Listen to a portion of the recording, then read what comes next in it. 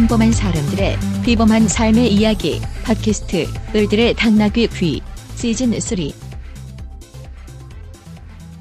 오늘을 살아가는 여성 노동자들의 어려움을 속 시원히 파헤쳐줄 평범한 여성 노동자들의 비범한 이야기 을들의 당나귀기 방송을 시작하겠습니다. 와. 네, 안녕하세요. 네, 안녕하세요. 네, 안녕하세요. 지혜처장님 딴짓거리 하다가 네, 날씨 시원해졌죠. 네, 확실히 정말 절기는 못 속인다고. 네, 예. 입추 언제였는지 아세요? 2주 전? 네, 8월 네. 7일이었는데 예. 그때부터 확실히 에어컨 안 틀고요. 좀 살만해지더라고요. 예. 그래서 좀 가을을 이제 벌써 기다리는 그런 마음으로 오늘의 을들의 당나귀기 시작을 해보도록 하겠습니다. 예, 저희가 7월 말에 만나서 인사 나누었는데 그 핫한 여름을 또 어떻게 지내셨는지 서로 근황을 좀 나누고 오늘의 얘기를 시작해 보도록 하겠습니다. 네, 우리 지혜처장님. 저는 조금 장기 휴가를 다녀왔어요. 그래서 장기는 얼마만큼이나 다녀오신 거예요? 한 2주 반 정도 와. 다녀왔어요. 그러니까 15일은 넘었다. 그죠? 네네. 좋은 직장이네요. 아싸비요. 지혜처럼 대답 안 해. 아니요, 진심은 좋은 디테일에 곳입니다. 있는 건가요? 그래서 휴가 다녀오고 복귀한 첫날이 오늘이에요. 그래서 휴가 기간 동안 뭐 정말 오랜만에 가족들하고 함께 휴가도 보내고 좀 즐거운 시간, 그다음에 휴식하는 시간을 보내다 왔습니다. 뭐 가장 좋았던 건 뭐였을까요? 조개 캐기요? 어디 다녀오셨는데요? 저요? 태안 쪽으로 다녀왔어요. 그래서 조카와 온 가족이 총출동해서 조카와 부모님이 좋아하시는 조개 캐기를 하다 왔습니다. 그래서 조개를 줍고 오셨군요. 네. 조개에는 참 많은 네. 서사가 있죠. 그럼요. 네. 우리는 열심히 주어야 됩니다. 예, 그리고 저도 좀 인사드리면 그때 그 마지막 날 휴가 간다고 너무 들떠서 네. 예, 했는데 저는 양양에 자연휴양림인데 미천골 자연휴양림 다녀왔어요. 계곡이 굉장히 길고요. 정말 그 계곡이 길어서 사람들이 몰리지가 않아요. 그래서 어떤 한 계곡을 저희 가족만 이 전세 낸다 그러죠. 아무도 없이 저희 가족 4명이서 아주 재밌게 즐겁게 놀다 왔는데 아이들이 이제 크고 나니까 아이들이 다 뭐 설거지도 하고 예, 잠시 좋았네요. 예, 네. 여왕처럼 예, 정말 쉬다가 온 그런 여름 휴가를 보내고 왔습니다. 예. 네. 네. 두 분은 되게 즐거운 휴가를 보내고 오실 동안 네. 저는 열심히 또 일을 해가지고요. 8월 초에 책이 한 권 나왔습니다. 맞아요. 생애 첫 단독 우리 저서인데요. 박수를 한번 보내볼까요? 감사합니다. 그래서 약간 제 미래 꿈이 책 많이 쓴 할머니가 되는 정말? 거거든요. 그래서 오. 사실 하고 있는 일들 중에는 뭐랄까요, 제일 자부심이 느껴지는 일이기도 하고요. 그래서 책 이름은 페미니즘 리부트이고요. 2015년 이후에 이제 다시 또 닥쳐온 페미니즘의 물결에 대한 이야기들을 좀 정리를 하고 있어요. 그래서 많은 관심 부탁드리겠습니다. 네. 제목을 혹시 놓치셨을까봐 페미니즘 리부트. 판매 건수도 좀 궁금한데 좀 나가고 있나요? 근데 뭐 많이 나가고 있는 것 같진 않고요. 그래서 네. 출판사에 이렇게 물어봤더니 출판사가 나무연필이라고 강남역 10번 출구 1004개의 포스트잇이라는 책도 내셨고요. 그러니까 강남역 추모 포스트잇들 쫙 모아가지고 아카이빙한 책도 내셨고 작년에는 이제 대한민국 내페미사라는 책을 함께 준비했었던 출판사이기도 해요. 내페미사. 네, 그래서 이렇게 뭐 페미니즘에 관련된 거에 관심이 굉장히 많으신 1인 출판사인데요. 그래서 얼마나 팔렸냐 그랬더니 뭐 그렇게 아직까지는 뭐 천천히 나가고 있다 하시면서 휴가철이라고 그렇다고 네, 맞아. 위로를 좀 해주셨는데요. 이제부터 좀 열심히 팔아보려고요. 네. 네. 열심히 홍보도 하시고 네. 그러셔야 될 것 같네요.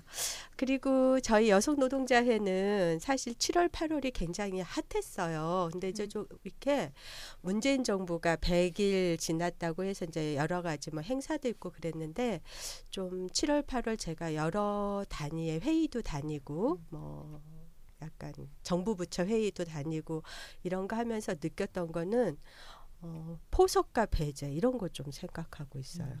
네. 어떤 의제는 받아들이고 네. 어떤 건 완전히 네. 배제하는가. 네. 그래서 박근혜 때는 공동의 적이 있었잖아요. 이제 그 적이 무너지고 무너지고 아니라 우리가 무너뜨리고 나서 각자의 그 의제나 지형에 따라서 어떤 거는 뭐 저번에 차별금지법 얘기하셨듯이 어떤 것들은 의제의 단상에 올라오지 못하고 또 어떤 건 일부분만 포섭되고 이러면서 굉장히 복잡한 지형이 지금 펼쳐지는 거예요. 이게 그런 페미니즘 운동에서뿐만이 아니라 여성 노동 운동에서도 지금 마찬가지여서 사실은 이번 제가 휴가를 그렇게 막 애타게 기다렸던 것도 다 내려놓고 계속 이거를 제가 무슨 생각했냐면 트러블 메이커가 된 것 같은 거예요. 왜 이 의제는 실종됐느냐? 왜 이건 다루어지지 않느냐? 곳곳에서 이렇게 싸움을 거는 존재가 제가 된 거예요. 그리고 입장의 충돌도 굉장히 심해요. 그럴 것 같아요. 네. 그래서 또 물러서지 않고 싸우다 보니까. 네. 그래서 정말 좀 한편으로는 길게 보자. 조급해하지 말고 길게 보고 그러나 확실하게 가야 되겠다. 노무현 정부에서 배웠으면 어떤 점을 우리가 넘어서야 되는지 배웠으면 좀 그렇게 가야겠다. 뭐 이런 7, 8호를 또 한편으로는 보내고 있습니다. 네, 힘내십시오. 선생님, 예, 책도 잘 팔리고 서로 화이팅하는 그런 시간 됐으면 좋겠고요. 예, 그리고 오늘 또 새로운 우리의 주제를 다뤄주실 분이 오셨는데 이따가 인사는 좀 자세하게 하더라도 간단한 자기소개는 좀 해주시죠. 예. 네, 안녕하세요. 저는 오수경이라고 하고요. 그 청우람 아카데미라는 작은 개신교 단체에서 일하고 있는데 저희 단체는 주로 다양한 주제의 강좌들을 기획하고 진행을 하고 있고요. 저는 거기서 이것저것을 담당하고 있습니다. 규모가 워낙 작다 보니까 기획도 하고 홍보도 하고 뭐 디자인도 하고 이제 그러고 있는데요. 네, 정말 그야말로 이것저것을 하고 있고요.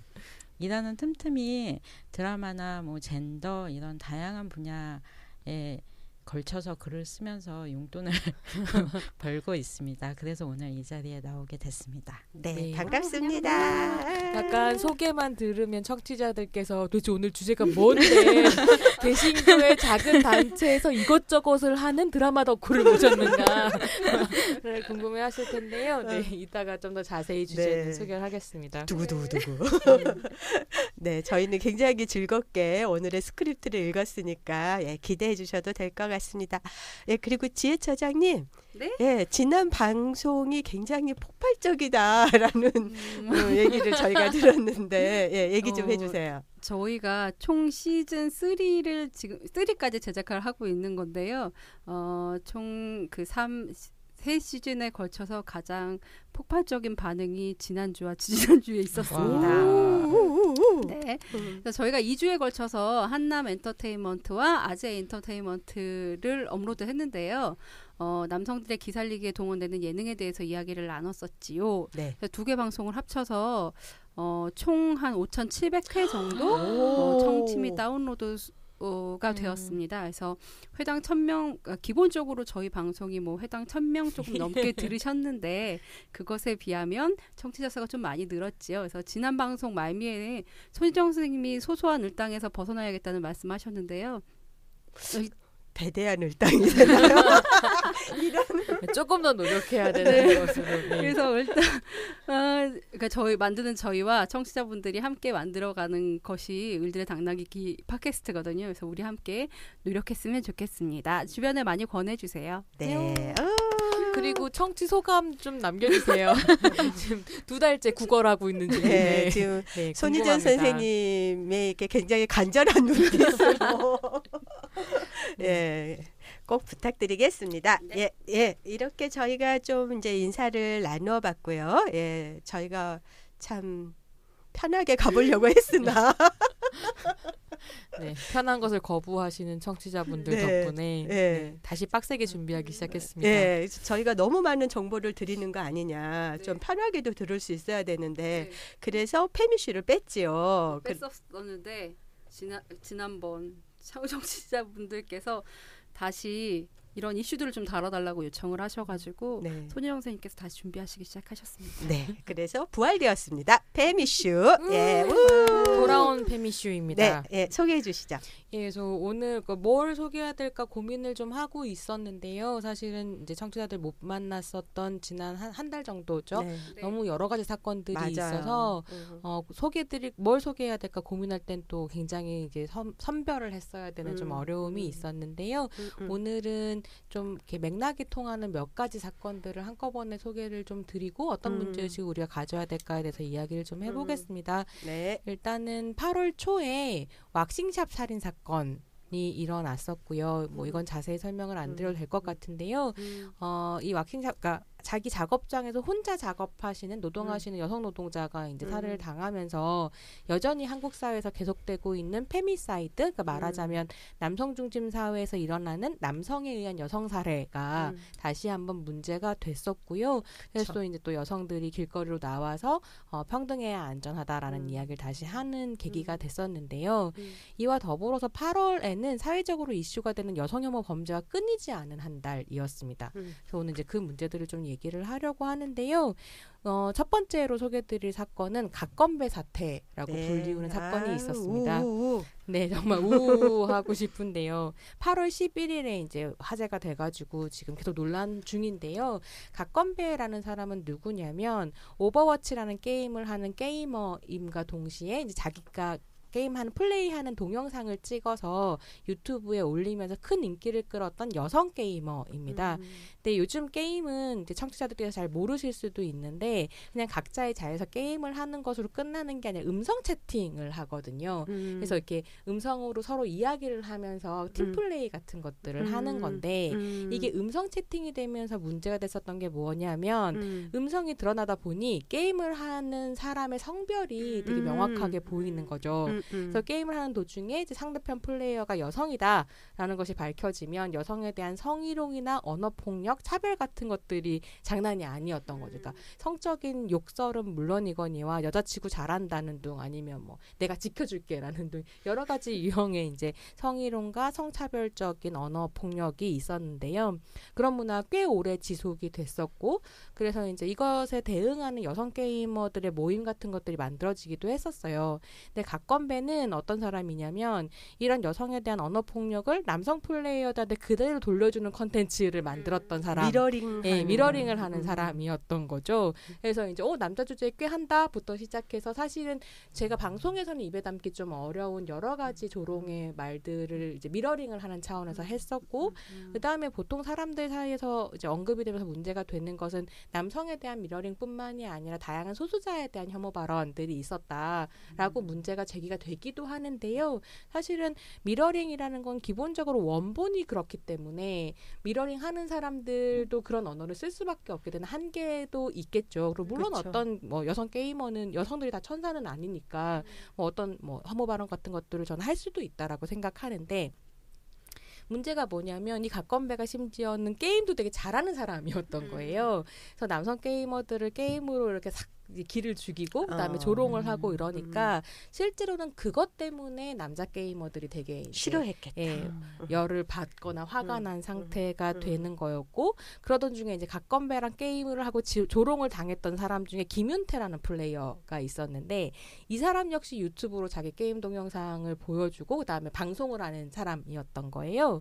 근데 이 사람의 유튜브 계정 팔로워가 한 6만 정도가 되는데 이게 정말 좀 무서운 일이죠. 6만 정도가 되는데 어느 날 너무 갓건배 때문에 화가 난 이 사람이 방송을 하면서 갓건배를 밟아 죽여버릴 것이라고 이제 공포를 하고 여러 가지 위협적인 말을 뱉으면서 내가 갓건배의 주소로 추정되는 이게 다 이렇게 이런 뭐 닉네임으로 지낸다니까 누가 실제 인물인지 모르고 어쨌든 갓건배로 추정되는 사람의 집 주소 3개를 지금 받았다. 그래서 뭐 부천이랑 서울이랑 어디에 있는데 니네가 지금 나한테 후원금을 줘서 10만 원이 모이면 하룻밤 자고 일어나서 걔를 죽이러 갈 거고 지금 당장 20만 원이 모이면 지금 죽이러 가겠다라고 이제 방송을 했었던 거죠. 근데 놀라운 건 이 방송이 되는 동안 이 방송을 보고 실시간으로 보고 있었던 접속자 수가 한 7,000명 정도 되는 것으로 지금 기사에 나오고 있고요. 그리고 이제 김윤태는 실제로 갓건배를 찾아 나선 거죠. 그래서 그것들을 본 몇몇의 이제 네티즌들이 경찰에 신고를 했고 결과적으로 어쨌거나 이 김윤태는 체포를 당해요. 근데 문제는 뭐냐면 체포를 당했지만 이 사람을 처벌할 수 있을 만한 어떤 규정이 없고 그냥 인터넷에서 벌어지는 또 애들 장난 이런 식으로 생각을 하면서 벌금 5만 원만 그러게요. 때리고 훈방 조치가 된 거죠.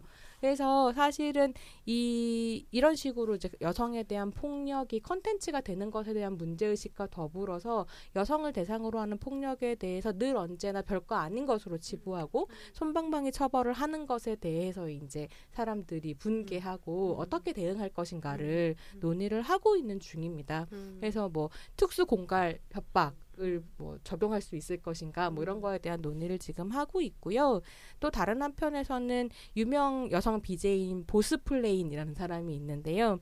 이 사람이 11명의 유튜버와 11명의 번역가, 6명의 법률 자문가, 7명의 카피라이터, 13명의 디자이너, 그리고 9명의 홍보팀으로 구성된 여성 공로나 TF팀의 출범을 알렸습니다. 그래서 여성들의 그래서 뭐 이 TF팀이 출범한다라는 걸 알리면서 이제 보스플레인이 그 남자들의 일그러진 영웅이라는 제목의 짧은 동영상을 올렸고 여기서 이제 이 TF팀이 왜 번역가들이 들어가지 하고 싶으실 텐데요. 세계 각국의 언어로 번역을 해서 온라인에 올려서 한국 여혐 콘텐츠의 현실을 알리는 이런 거를 이제 시작을 했고요. 그래서 여러 가지 대응책들이 좀 나오지 않을까 싶습니다. 여성 노동자회도 뭐 다른 여성 단체들과 같이 바로 그날 경찰청 앞에서 긴급 기자회견. 여성의 목숨이 5만 원이냐. 정말 이거는 살인 모의한 거 아닙니까? 살인 미수 아니에요? 뭐죠? 모의만이 아니죠. 실행까지 갔으니까. 근데 제가 저희 그때 이제 그 둘째 딸이랑 같이 있었는데 그 아이가 느끼는 공포감이 정말 저한테 전달이 되더라고요. 왜냐하면 자취하고 있거든요. 그러니까 뭐 왁싱숍도 그렇고 여자 혼자 자취한다, 뭐 여자 혼자 일한다 이랬을 때 그 느끼는 공포감 언제든지 그러한 그 여성 살해 위험으로부터 결코 우리가 자유로울 수 없다라고 하는 그런 거를 막 이제 우리 딸이 얘기를 막 하더라고요. 그러면서 이제 그때 바로 뭐 3시 경찰청 집회 잡히고 이랬는데 정말 이런 거를 어떻게 5만 원으로 저는 할 수 있는지 또 붕괴가 막 되네. 그러니까 이게 사실 사람들이 갓건배만을 특정했고 갓건배는 그러니까 혐오하는 사람이니까 뭐 차별하는 사람이니까 응징당할 만하다라는 식으로 얘기하기도 했는데 일단 그거 자체가 말이 안 되지만 또 문제가 됐었던 게 뭐냐면 이 김윤태가 뭐라고 얘기하냐면 가는 길에 갓건배가 아니라도 비슷하게 생긴 애를 보면 죽이겠다라는 식으로 말을 했고 또 한편으로는 갓건배의 신상을 제보받겠다라고 했을 때 어떤 일들이 벌어졌냐면 작년에 이제 강남역 여성혐오 살인 사건 추모 현장에서 일베랑 맞짱을 뜬 여성들이 있었단 말이에요. 얼굴 사진 찍혀 이 여성들의 사진을 막 갖다 대면서 얘가 갓건배다. 근데 갓건배라는 유튜버는 자기가 한 번도 강남역 여성혐오 살인 사건 그 추모장에 나간 적이 없다라고 밝혔음에도 얘가 걔다라는 식으로 마녀 사냥을 하고 한편으로는 어떤 여성들의 전화번호 같은 것들 자기네들이 공유해서 카톡 같은 것들로 죽이겠다, 뭐 어떻게 하겠다라는 식의 이제 협박성 문자를 계속 보내고, 그러니까 사실 갓건배라는 이름 아래 많은 여성들이 타겟팅이 돼서 엄청나게 괴롭힘을 당했거든요. 그러니까 이거는 그냥 갓건배라는 특정 여성에 대한 폭력일 뿐만이 아니라 여성 전반에 대한 폭력이 이런 식으로 드러나고 있다는 점. 그래서 사실 굉장히 심각한 일인 거죠. 그러니까 아까 말씀하신 그 공로나 TF팀 정말 너무 반갑고 사실 이런 문제에 여성단체만의 문제, 여성단체가 한다고 해서 그것만으로는 매우 부족하잖아요. 사안들이 너무 많다 보니까. 근데 그렇게 또 전문가들과 함께 대응팀이 꾸려졌다니까 정말 또 한 걸음 더 나아가는 것 같은 그런 마음이 듭니다. 좀 지켜보고 싶고요. 근데 이제 갓건배 사건이 터지고 있던 그 같은 날 저는 또 영화를 하는 사람이니까 저로서는 더 충격적인 일이 더는 아니고 마찬가지로 충격적인 일이 벌어졌는데요. 강남역 여성혐오 살인 사건을 모티브로 했다라고 밝힌 영화 토일렛이 토할 것 같아. 개봉 홍보 자료를 언론사에 배포를 한 거예요. 그 전날. 그래서 홍보 자료를 받은 언론사 관계자 및 영화 관계자들이 인터넷에 이 내용을 알리면서 토일렛이라는 영화가 이제 엄청나게 화제가 됐었죠. 근데 문제는 뭐였냐면 뭐냐면, 그러니까 이 강남역 여성혐오 살인 사건이 일어난 지 1년밖에 안 됐잖아요. 그러니까 이 1년 사이에 이것을 모티브로 한 영화를 졸속으로 찍어서 자극적인 주제를 선점함으로써 자기네들이 이제 주목을 끌고 되게 쉽게 영화를 팔려고 했었던 거라고 저는 생각을 하는데, 네. 그러니까 그거를 그러니까 말하자면 돈벌이의 어떤 차원으로 생각했다라는 거, 누군가에겐 죽음이고 공포인 것을. 그래서 이것도 충격적이었는데 또 한편으로는 메인 카피가 되게 문제가 됐었어요. 영화를 홍보하는 메인 카피가 뭐였냐면 모든 것은 우발적이고 즉흥적인 분노 때문이었다. 라고 이야기하거든요. 네. 그러니까 이게 사실은 어쨌든 여성을 특정해서 죽이기 위해서 굉장히 계획적으로 화장실에 숨어 있었기 때문에 여성혐오 살인 사건이다라고 이제 여성들이 문제 제기를 했었던 것인데 이거를 덮으려고 했었던 논의가 묻지마 살인 사건이다라는 식의 이제 논의였었던 거잖아요. 영화 토일렛은 아주 정확하게 이 묻지마 살인 사건으로 퉁치려는 태도를 가지고 가고 있었고요. 그래서 뭐 어떤 식으로 영화의 주제를 설명을 하냐면 강남역 이렇게 표현해요. 강남역 화장실 살인 사건과 같은 묻지마 범죄에 대한 경종을 울리기 위해서 이제 영화를 찍었다라고 이야기를 하면서 사실 그 강남역 여성혐오 살인 사건을 둘러싸고 있었던 담론을 완전히 뭉개는 방식이었던 거죠. 근데 거기에다가 이제 또 공개된 시놉시스가 엄청나게 놀라운데요. 이 시놉시스에 따르면 마음에 드는 이성에게 접근하려고 했었던 젊은 두 남자가 거절을 당하는, 술집에서 이제 술을 마셔서 쟤네들 예쁘다 그 말을 걸었는데 이 여자들이 이걸 거절한 거죠. 그리고 나서 이제 남자애들이 뭐 어떻게 이러고 이제 나가서 담배를 피우려고 있었는데 그 거절한 여자들이 또 이제 밖에서 얘기를 하고 있는 걸 엿듣게 되는 거예요.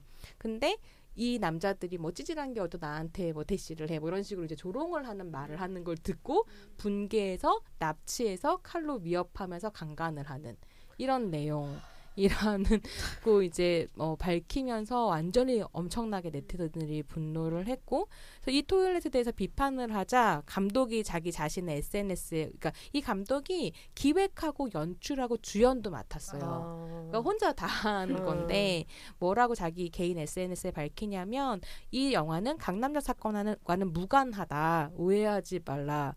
라고 정말이야, 정말. 네, 해명글을 올렸지만 전혀 설득력이 없었고요.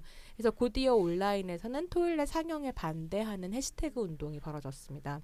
아니 정말 선생님 말씀하신 대로 정말 이렇게 편하게 숨 쉴 권리가 없는 거잖아요. 항상 그런 공포에 떨어야 되고 정말 이렇게 생명이 항상 위협받는데 그런 거를 이렇게 너무 쉽게 돈벌이 자극적인 제목으로 했다는 거가 그리고 그 시놉시스라는 거를 또 들으니 정말 결국은 그러니까 여자들이 남자들을 조롱했기 때문에 타겟이 됐다라는 식으로 이야기를 하면서 이 맨날 강조되는 그 남성들의 박탈감 에 대한 걸 이제 되게 중요하게 방점을 찍었었던 것 같고요. 근데 저는 이게 염려가 되는 게 어쨌든 지금 상영 금지 운동을 하고 있지만 상영 금지 운동을 한다고 해서 어떤 이제 제작사가 자기 상품으로 만든 것의 판매를 막을 수 있을 것인가라는 이제 염려는 좀 있고, 네. 그랬을 때 설사 극장에 걸리지 않는다고 하더라도 VOD 시장이나 이런 데 풀리면 사실은 돈을 벌고 싶다라고 하는 소기의 목표는 달성하게 되어 있는 거죠. 그래서 여성에 대한 폭력을 이런 식으로 소비하는 것에 대해서 사회 전반적인 어떤 각성 같은 것이 좀 필요하겠다라는 생각이 들고요. 이거 막으면 반드시 또 표현의 자유 운운하고 페미니스트는 파시스트다라는 식의 이야기가 나올 텐데 어떻게 타자에 대한 폭력은 상품이나 컨텐츠가 될 수 없는가에 대한 사회적 합의가 좀 만들어져야겠다라는 생각이 들었습니다. 아까 그 처음에 말씀하셨던 갓건배 같은 경우에도 뭐 이렇게 그런 것을 처벌할 규정이 없다. 뭐 이런 얘기 하시고 지금 이것도 자본주의 사회에서 어쨌든 돈을 벌기 위해서 아주 탈법적 수단이 아니면 뭐 그거에 대해서 뭐라고 말할 수 있겠느냐. 뭐 이렇게 이제 하는 건데 이런 게 좀 우리 사회가 정말 더 나은 사회 서로가 존중하는 사이로 간다면 새로운 사회적 합의들이 만들어져야 되는 영역인 것 같아요. 이게. 네. 저 혹시 오늘 이 방송을 이제 처음 들으시는 분들은 그럼 왜 강남역 여성혐오 살인 사건, 그러니까 강남역 살인 사건이 여성혐오 살인 사건이냐 궁금하실 텐데요. 이게 궁금하신 분들은 일단 시즌 2에 맞습니다. 1화였나요? 네, 거기에 맞아요. 저희가 그때 시작했어요. 네, 딱 그때거든요. 네, 맞습니다. 그거를 챙겨 들으시면 좀 더 맥락을 이해하실 수 있을 것 같습니다. 네. 근데 이제 여기에 이어서 그러니까 영화계 이런 식의 여성혐오 문제는 이뿐만이 아니었고요. 제가 정말 머리를 싸매고 들어 누울 뻔했는데 그때 이 사건들을 막 접하면서 무슨 사건이 생각이 들었냐면 그러니까 서구에서 페미니즘 제2물결을 이끌었었던 페미니스트 중에 베티 프리단이라는 사람이 있어요. 네. 예, 여성의 신비라는 책을 쓴 사람인데 이 사람이 막 이제 운동을 한참 하고 나서 나중에 후기처럼 책에 붙여놓은 말에 뭐가 있었냐면 달라진 것은 우리의 인식뿐이다라는 이야기를 하거든요. 그러니까 사실 여성들은 계속해서 무엇이 여성에 대한 차별이고 폭력인가라는 거를 깨닫고 코르세 벗기를 하고 있는데 사회의 인식 수준이 거기에 따라오지 못하고 있는 것 아닌가, 얼마나 더 우리는 이야기하고 싸워야 되는가 이런 생각이 좀 들었었어요. 근데 왜냐하면 그러니까 이 토일라 사건이 바로 터지기 며칠 전에 무슨 일이 있었냐면 영화 메비우스라는 이제 작품이 있는데 이 작품을 찍을 당시에 연출가자였던 김기덕 감독에게 폭행을 당한 여배우가 김기덕 감독을 고발했다는 소식이 전해졌거든요. 맞아요. 예, 근데 김기덕 감독은 대표적으로 사실 국제영화제에서 사랑받는 한국 남성 감독으로 알려져 있는데요. 국내에서는 사실 그렇게 높은 평가를 받는 것 같지는 않아요. 일부 평론가들이 굉장히 좋아하기는 하는데요.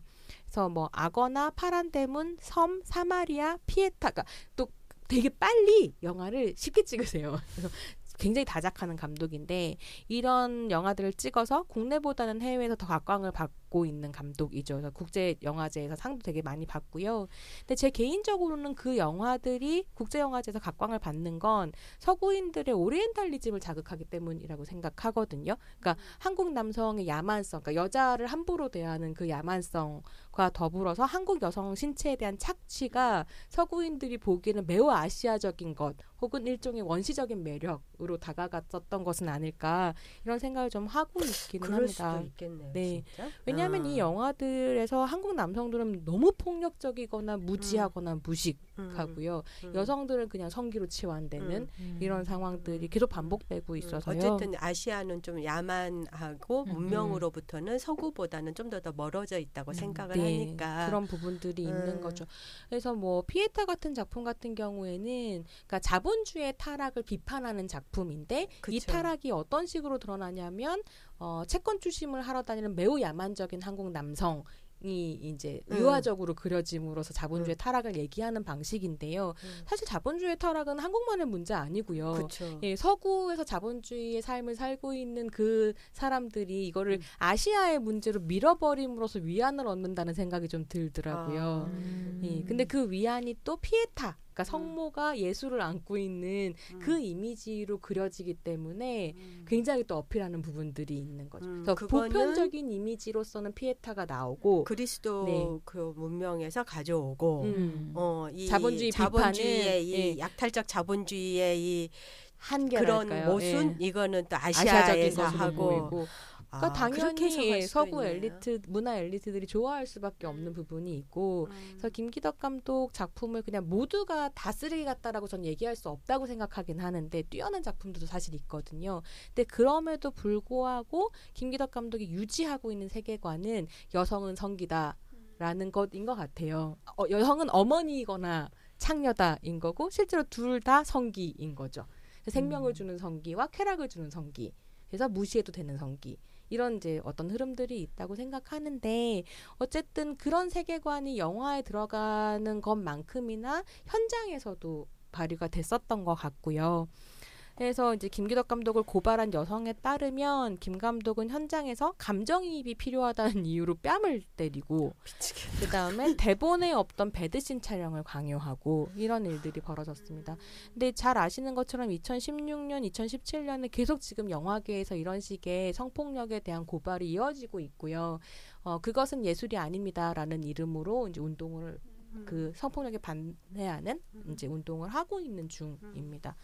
그래서 이런 일련의 상황들을 보면서 갓건배, 토일렛, 김기덕까지 이어지는 이런 상황들을 보면서 제가 했던 생각은 현재 한국에서 여성에 대한 폭력이 그야말로 콘텐츠이자 상품이 되고 있다라는 점이고요. 저는 이거 이제 여혐 시장, 그러니까 말하자면 여성 혐오가 팔리는 시장이라고 생각을 하는 거죠. 그래서 이런 여혐 시장과 어떻게 싸워야 할지 고민이 좀 많아지는데요. 이건 좀 맥락이 또 굉장히 달라지는 얘기네요. 그동안 이제 우리가 여성 혐오에 대해서 많은 왜 여성 혐오인가를 또 설명을 했어야 했고 여성 혐오가 왜 문제가 되는지에 대해서도 이렇게 우리 한국 사회의 어떤 지금 신자유주의 흐름 속에서 여러 번 얘기했었는데 이거 자체가 콘텐츠가 되고 상품이 되고 팔리는 거가 된다는 거는 저는 좀 너무 무서운 것 같아요. 이게 그렇게 지금 네. 얘기되어지는 맥락이 지금까지는 여성 혐오가 문제다. 이게 이렇게 서로 미워하고 이러한 문제가 아니 혐오라니까 사람들이 정서적으로 자꾸 해석해가지고 여자들도 남자 미워하는데 그럼 남성 혐오냐 뭐 이런 식으로 얘기하는데 그러한 얘기가 아니라 이게 왜 이렇게 사람들의 여성들의 인권이나 생명권이 어떻게 지금 위협받고 있고 이게 정말 이렇게 감각적으로 실제하고 현실적으로 벌어지는 일들인가를 얘기하는데 주력했는데 이게 그러면 뭔가 한 발 나갔어야 되잖아요. 근데 이게 상품이 돼서 팔리고 있다. 이거 너무 다른 얘기 아니에요, 지금? 네, 그러니까 시장 자체가 형성이 됐다라는 생각을 제가 했었던 게 제가 이제 방송에 출연을 하고 있잖아요. 네. 까칠남녀에서 김치녀 편을 이제 녹화를 하는데 지난 10년간 김치녀하고만 소개팅을 해서 100명의 김치녀를 만났다라고 주장하는 어떤 인터넷 SNS에서 이제 준 셀럽적 같은 사람이 이제 출연을 했었어요. 근데 이 사람이 처음에는 이 사람이 등장을 하는 걸 보면서 아니 뭘 김치녀를 100명이나 만났다는 얘기를 왜 방송에 나와서 하고 싶을까라는 생각을 했거든요.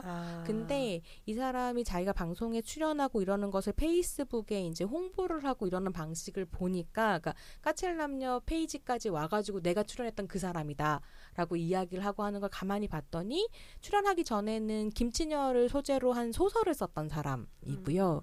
그러니까 그렇게 여성 혐오적인 발언을 하고 표현을 하는 것으로 관심을 끌고 돈을 버는 사람인 것 같더라는 거죠. 그래서 그러니까 그 사람이 되게 큰 영향력을 가지고 있다고 저는 생각하지는 않는데 이 사람이 이런 식으로 활동할 수 있는 것은 실제로는 그 뒤에 어떤 배경들이 있는 것이 아닐까라는 생각을 좀 했고요. 근데 그걸 가지고 이제 조금씩 이런저런 것들을 살펴보는 와중에 갓건배랑 토일렛까지 보고 나니 이거는 여혐 시장이 확실히 형성이 되어 있는 것이구나라는 생각이 들더라고요. 이거는 백러시 정도가 아니라 이거 정말 이게 돈이 된다라고 하는 것 자체가 굉장히 다른 맥락 얘기인 것 같은데 저기 수경 선생님? 네. 우리가 아까 뭐라고 작가님. 작가님. 네. 작가님은 좀 얘기 들으시면서 이 지금 페미슈로 얘기한 게 전부 다 끔찍하잖아요. 지금 저희가 사람이 죽고 아니면 사람을 죽이겠다고 여성을 죽이겠다고 모의를 하고 실행을 하고 막 이런 것들에 또 돈을 막 내고 정말 좀 너무 저는 막 지금 이제 막 듣다가 소름이 막 돋는데 저도 되게 소름이 돋았는데 작년까지만 해도 제가 들었던 말이 페미니즘은 돈이 된다는 거였었어요. 그래서 페미니즘이 이제 돈이 된다. 된다. 왜냐하면 작년만 해도 제가 산 페미니즘 도서만 해도 되게 많거든요. 그러니까 이제 책이 나오면 일단 그동안 이제 자기 언어를 설명해줄 언어가 없었으니까 이제 이 책이 나오면 굉장히 많이 사고 그게 이제 베스트셀러가 되고 했었는데 지금 이제 그 여성 혐오 시장이 형성됐다고 그러니까 얘기를 들으니까 이게 우리가 그냥 책 사고 읽는 것만으로 뭔가 세상이 나아지거나 바뀌는 게 아니라 정말 바뀌는 건 우리의 인식뿐인가 이제 이런 생각도 들고 또 이제 그 갓건배 사건에 대해서도 저도 이제 눈여겨봤는데 그때 이제 열광했던 친구들이 유저들이 초등학생이 되게 많았다는 거에 전 되게 충격을 먹었거든요. 그러니까 이게 이제 어떤 여성을 혐오하는 문화가 이렇게 조기 교육화되고 있는 거 아닌가 이런 생각도 들고 좀 초등학교 선생님 네 맞아요 좀 그런 얘기도 있고 해서 사실 지금 바로 그 다음에 소개할 게 딱 이 문제예요. 그러니까 이 작가님 말씀해주신 것처럼 가건배 사건 때 BJ 김윤태한테 이제 호응을 하고 엄청나게 유사한 유튜브 콘텐츠들이 그러니까 가건배를 치러 가자라고 하는 비슷한 콘텐츠들이 막 올라오거든요. 너무 많아요. 너무 많아요. 정말. 그래서 근데 이런 동영상을 제작한 사람들 중에 10대 남성이 제일 많았다라고 하고 그래서 이제 경향신문에서 검색을 하면서 약간 조사를 했는데 8월 9일에서 10일 유튜브에서 가건배 저격을 검색을 했을 때 이제 동영상이 뜨는 게 총 176개의 동영상이 뜨는데 근데 이거는 가건배 저격을 넣었을 때고 그러니까 훨씬 더 이제 동영상 컨텐츠는 많다라는 의미인데 이 176개의 동영상 중에 초등학생이나 중학생으로 얼굴이 식별이 된 공개된 동영상이 17개 같다라는 거예요. 그러니까 한 10%는 된다라는 거죠.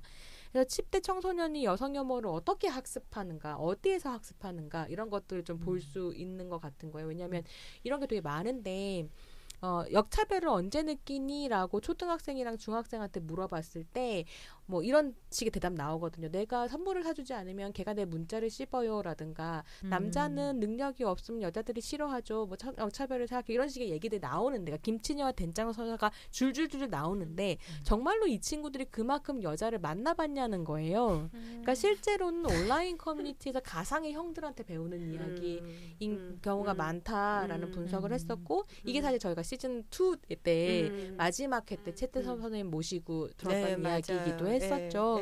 그래서 지금 작가님 말씀하신 것처럼 어떻게 하면 기본적인 소양 교육으로 성평등을 이야기할 수 있을 것인가에 대한 고민이 되고 정말 교육이 있어야겠구나 싶은데 관련해서 이제 상황이 좀 있었습니다. 그래서 아까 대표님 얘기하신 그 위례별 초등학교에 페미니스트 교사들에 대한 백래시 문제가 있는데요. 그러니까 위례별 초등학교에서 페미니즘을 교육하는 것으로 이제 일부 교사들이 알려지면서 엄청나게 이제 수모와 곤란을 당하고 있는 중이죠. 그래서 이 학교에는 교사 동아리, 그러니까 뭐 정규적으로 무슨 교과 과목을 그러니까 만들어가지고 페미니즘을 교육한 것은 아니고 교사 동아리 중에 페미니즘 북클럽이라는 동아리가 있는 거예요. 그래서 페미니즘 관련 책을 읽고 토론하는 동아리인데 이제 지난 몇 개월 동안 선생님들이 모여서 방과 후에 공부를 이렇게 하신 거죠. 그러면서 우리가 이때까지 해온 교육들이 성평등적이지 않았다는 생각을 좀 하시게 된 것 같고요.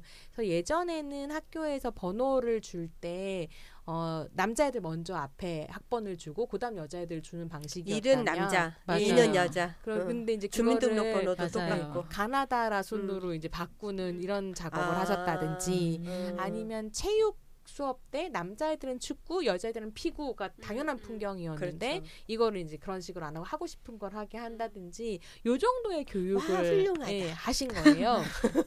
그것만 그래서, 해도 훌륭하다. 그렇게 그러니까 성평등적인 어떤 성인지적인 관점을 대입했을 때 달라지는 것들이 꽤 있었고 이 이야기가 소개가 됨과 동시에 거기에 이제 선생님 한 분의 책상이 공개가 됐는데 이 책상에 퀴어 퍼레이드니 무지개 행동이니 이런 식의 이제 플랜카드나 이렇게 막 붙어있는 페미니스트의 책상이었던 거죠. 그래서 엄청나게 백래시가 와서 위례별 초등학교에 전화 되게 많이 오고 항의 전화랑 그다음에 이거 해결해라라는 민원이 들어오고 이제 되게 위축되시게 된 거죠. 그래서 한쪽에서는 지금 위례별 초등학교에 위협의 전화가 계속 오고 있고 한쪽에서는 또 페미니스트 진영에서는 선생님을 지지하자라고 하는 운동이 펼쳐지고 있는 중입니다. 근데 저는 이건 단순히 어떤 학교 하나에서 뭐 선생님들이 어떤 공격을 받는가의 문제가 아니라 그러니까 공교육 차원에서 빨리 책임 있는 대응이 있어야 된다고 생각하고요. 저는 그 부분 관련해서 저번에 다른 그 여성 단체들이 같이 하는 회의에서 이제 얘기했었는데 한편으로는 7월, 8월 달에 여주, 부안 벌써 떠오르는 거 부안 맞나요? 왜 그 성폭력 학교에서 네네. 교사에 의한 성추행, 뭐 성희롱 해가지고 뭐 졸업생들도 거기에 그 이렇게 네, 얘기하고 그랬잖아요. 그래서 제가 얘기했던 게 학교에서 성희롱, 성추행을 배울 수 없습니다. 정말 이게 그냥 방과 후에 좀 시간 내 가지고 하는 게 아니라 정규 교과 과정에 이게 들어가야 된다. 그리고 거기서 우리가 또 침묵하는 법을 배우잖아요. 말을 못 하잖아. 말을 못 했던 선배들이 그걸 증언하기 위해서 이제는 불이익을 당할 일이 없으니까 증언을 같이 해주고 힘을 실어주는 거잖아요. 재학생들에게. 근데 제가 그런 생각을 했거든요. 직장에서 이렇게 많은 성희롱, 성추행, 내가 원하지 않는 업무 막 이런 것들이 와도 왜 여성들이 그만큼 적극적으로 저항하지 못할까? 학교에서 저항하는 법을 배우지 못했어요. 항상 그 교사의 권위에 의해서 우리는 침묵당해야 했거든요. 저의 학창 시절도 그랬지만 이후에 지금 우리 딸들이 다니는 학교에서도 그런 경험들이 다 있는데 그러한 경험 아마 안 당한 여성 있을까요?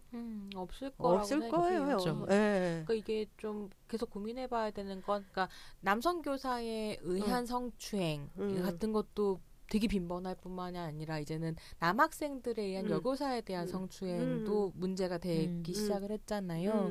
그러니까 이거는 어쨌거나 그러해도 괜찮다라는 암묵적인 어떤 분위기 같은 게 학교 내에 있다라는 건데, 예, 이거 그러니까 계속 이런 게 사소한 걸로 아까 말한 뭐 김기덕 감독에서도 그렇고 우리 사회 전반에서 이러한 일은 항상 사소한 문제로 치부되고 교육에서는 다른 교육이 더 중요하지 이러한 성평등 교육은 방과 후에 뭐 좀 들어도 되고 안 들어도 되는 하지만 이게 얼마나 우리 한국 사회 근본 문제하고 맞닿아 있는지에 대해서 정말 이제는 봐야지 이게 새로운 사회적 기준이 만들어지고 그렇게 되잖아요.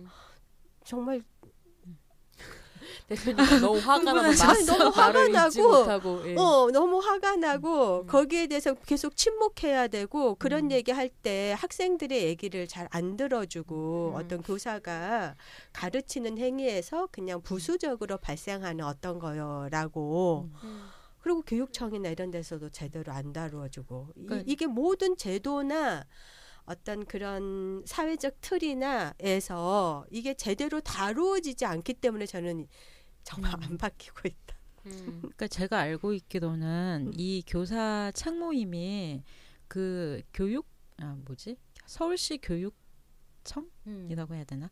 거기서 그 지원해주는 프로젝트였던 거예요. 그러니까 이제 페미니즘 이제 교사들이 페미니즘 뭐 책 읽기나 이런 걸 조직을 하면은 지원을 해준다라는 프로그램의 일환으로서 이걸 진행을 했던 거고, 그러자면은 그 그러니까 관계 기관에서도 굉장히 장려하는 일이잖아요. 근데 이게 마치 해서는 안 될 짓처럼 여겨지는 이 세태가 너무 이제 그 불평등 그 자체인 거고, 제가 생각했을 때 그러니까 초등학교에서 페미니즘 교육을 한다 하면은 이게 여성들에게만 되게 좋은 걸로 인식을 하는데 저는 남자들을 위해서라도 페미니즘 조기 교육이 필요하지 않나 이런 생각을 하는데, 페미니즘 조기 교육 말 좋네요. 네, 그러니까 좀 더 폭넓게 봤으면 좋겠는데 당장에 이제 자기가 불편한 것만 아주 극대화시켜서 굉장히 잘못하고 있는 것처럼 몰아가고 있는 건 너무 안 좋은 것 같아요. 그리고 더 열받는 게 탁현민 건을 제대로 처리했었으면 맞아요. 좀 이렇게 이거는 확실한 사회적 메시지거든요. 그러니까요. 권력에서 용인하지 않겠다는 메시지를 저는 줬어야 했다고 생각이 들어요. 맞아요. 정말로 정말 이렇게 죽어나가고 있는 이 시점에서 근데 그 뭉개고 가잖아요 지금. 그렇기 때문에 아까 선생님이 말씀하신 여혐이 하나의 시장이 될 수 있는 것도 권력에서 이거는 어쨌든지 그런 공론장에서 이거는 중요한 문제로 채택이 돼야 돼. 아까 제가 포석과 배제 얘기했듯이 올라와서 거기에 대한 새로운 사회적 기준을 만들어야 되는 거잖아요. 마치 인종차별은 안 된다. 흑인을 노예로 하면 안 된다. 이런 것처럼 이게 사회적 기준이 자꾸 올라가야지 민주주의가 작동이 되는데 우리는 이 지점에서 멈춰 서 있는 거죠. 이게. 그래서 저는 더 막 제가 여성운동 30년, 여성노동운동 30년인데 그래서 더 열이 받는 것 같아요. 정말. 그리고 정말 이렇게 그때도 이제 막 권력을 잡아야 돼 막 이랬는데 나쁜 권력 말고 우리도 뇌 절제하고 청와대 행정관으로 네. 막 그렇게 해야지 더 적극적으로 행동하고 이거를 새로운 규범으로 만들기 위해서 투쟁해야 되는 거예요. 그러니까 저는 요즘에 고민이 그런 건데, 그러니까 페미니즘이 어쨌든 다시 되돌아와서, 그러니까 대중적인 목소리로 되돌아와서 대중의 많은 여성들이 이제 페미니즘에 대해서 고민하고 성평등에 대한 의제들을 얘기하기 시작했는데, 그랬을 때 그러니까 오랫동안 페미니즘 공부를 하고 운동을 했었던 사람의 입장에서는 이 의제들을 확장시키고 싶은 욕심이 있잖아요. 그러니까 피해자로서의 여성, 성폭력과 싸우는 여성, 그러니까 이걸 넘어서는 어떤 다른 정치를 말하고 싶은데 그런 걸 이야기하려고 그러면 사람이 죽고 이야기를 하려고 그러면 성폭력을 당하고 정말 해고당 이러니까 너무 그러니까 사회가 얻은 곳으로 못 나가게 현실이 계속 발목을 붙들고 있다 이런 고민들을 하게 되고요. 이거 언제까지 이렇게 가장 기본적인 것에 대해서 그러니까요. 얘기하고 있어야 되는가. 민주주의가 생명권이 먼저잖아요. 제일 생명권, 자유권, 사회권인데 인권에서 우린 지금 생명권, 자유권은 뭐 옷을 내가 짧은 치마를 입든 말든 그거는 나의 자유다는 거고 이 생명권조차도 항상 위협당하는 현실에 있는데 이게 자꾸 우리가 도리어 혐오 세력으로 가는 문제 여기에 대해서 지금 얘기하고 있습니다. 지혜 처장님은 좀 어떠셔요? 이렇게 막 여성 혐오가 시장이 되고 정말 얼마 전까지 저희 팟캐스트 녹음하면서도 계속 문제적인 것을 이야기하다가 오늘 손지정 선생님이 여성 혐오 시장이 형성된다라는 얘기를 들으니 한 대 이렇게 맞은 것 같은 느낌이 좀 있어요. 네. 정말 손지정 선생님 그렇게 생각하세요? 그러니까 여성 혐오 시장이라는 건 전 자본주의 기본 시장 성격은 여성 혐오적이라고 생각하거든요. 이거 되게 새로운 현상은 아닌데 문제는 뭐냐면 차별이나 배제의 성격을 가지고 있었던 여성 혐오가 이제 정말로 너무 극악한 폭력의 형태로 드러나기 시작했다는 거고 이거는 사실은 저는 어떻게 보면 페미니즘 운동의 그러니까 어떤 성과가 있었기 때문에 역공이 오는 방식이기 때문에 이렇게 되는 것 같아요. 그래서 그럼 이제 고민을 할 수밖에 없죠. 싸우면 싸울수록 더 역공이 심해진다면 어떻게 해야 되는가. 근데 지금 생각으로는 저 이거 답을 낼 수 있으면 제가 노벨 평화상을 받을 텐데 답은 잘 모르겠고요. 일단 지금은 버티는 거라는 생각을 하고 있어요. 그러니까 사람들이 공격하고 계속 짓밟아서 치우려고 할 때 뭐 송곳 웹툰 말 맞다나 어디 치워봐라 라는 마음으로 계속 버티는 거 그러면 저는 어떻게든 한계는 밀어나갈 수 있을 거라고 생각하거든요. 죽기 전에 될지는 잘 모르겠는데 그러니까 우리 세대가 우리 세대란 말도 좀 그러니까 지금 함께 동시대에 살고 있는 여성들의 싸움이 언제 끝날지는 모르겠는데 방식은 버티는 것밖에 없겠다. 결국은 이 가부장제와 자본주의가 결탁해서 약자들의 싸움으로 지금 몰아가고 있는 거잖아요. 구도로 보면은 사실 그 초등학생 10대 미래를 꿈꿀 수 없는 그러한 약자들 그리고 또 이제 여성들을 사회적 약자 어떤 혐오나 차별에서 있는 사회적 소수자 이러한 싸움으로 가는 것에 대해서 정말 진지하게 청와대 계신 분들 그러니까요. 네 정말 탁현미는 정말로 나쁜 선례를 남기신 거고요. 제 생각에는 내려올 줄 알았어요. 왜냐하면 여성신문을 명예훼손으로 고소를 하셨거든요. 탁현민이. 탁현민님께서. 그래서 이런 식의 악수를 두는 것은 내려올 생각인가 보다라고 생각했는데 아직까지 안 내려오는 것도 되게 이상하고요. 이제는 내려와도 이미 늦었고 아마 문재인 정권은 끝까지 이 문제에 대해서 책임을 져야 된다라는 무거운 짐을 짊어지고 가게 될 것입니다. 반드시 짊어지고 가게 할 거고요. 네. 예. 너무 화가 났네요. 네. 저희가 본편 시작도 하기 전에 저는 이제 청와대에서 무슨 행사를 하면 탁현민밖에 생각이 안 나요.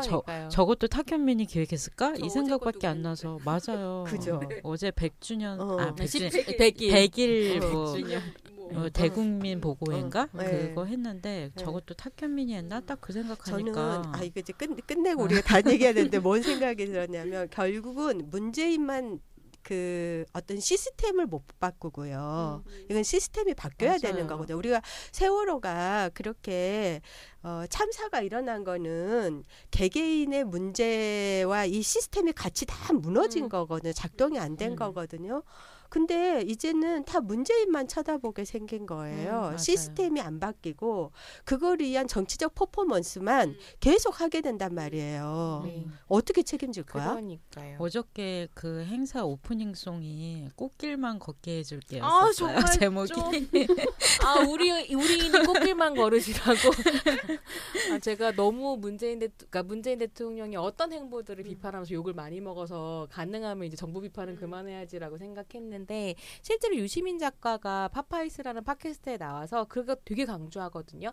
정권만 청와대 권력만 바뀌었을 뿐 아무것도 우린 바꾸지 못했으니까 우리를 훨씬 더 지지를 많이 해주세요라는 식으로 얘기했는데 되게 동의해요. 정말로 힘을 모아 가야 됐다라고 생각하지만 그 상황 속에서 봤을 때에는 성차별적 적폐는 사실은 한 명의 영웅조차 바꾸지 못한 상태로 그대로 유지되고 있는 상황인 거죠.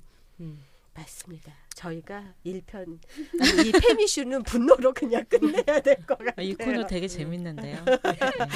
네. 진진. 네, 저희가 지금 50분이어서 오늘의 소개와 페미슈 평등해야 안전하다. 네, 여전히 다시 또 1년 만에 그 얘기를 합니다. 네, 정말 다시 더 리부트해서 힘을 내자라는 걸로 1부 끝내고 2부 전도 돋보기는 잠깐 쉬었다가 시작하도록 하겠습니다. 수고하셨습니다. 네. 수고하셨습니다.